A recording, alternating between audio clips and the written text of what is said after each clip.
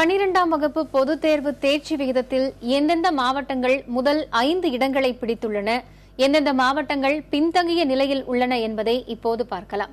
தேர்ச்சி விகிதத்தில் ஈரோடு மாவட்டம் முதலிடத்தில் உள்ளது. அந்த மாவட்டத்தில் தேர்வெழுதிய 25,522 மாணவர்களில் 24,737 பேர் தேர்ச்சி பெற்றுள்ளனர். ஈரோட்டின் தேர்ச்சி விகிதம் 96.92% ஆகும். தேர்ச்சி விகிதத்தில் பெரம்பலூர் மாவட்டம் 2வது இடத்தில் உள்ளது. அங்கு தேர்ச்சி விகிதம் 96.73% உள்ளது. விருதுநகர் மாவட்டத்தில் 95.73% 3வது இடத்தை பிடித்துள்ளது. கன்னியாகுமரி மாவட்ட தேர்ச்சி விகிதம் 95.7% உள்ளது.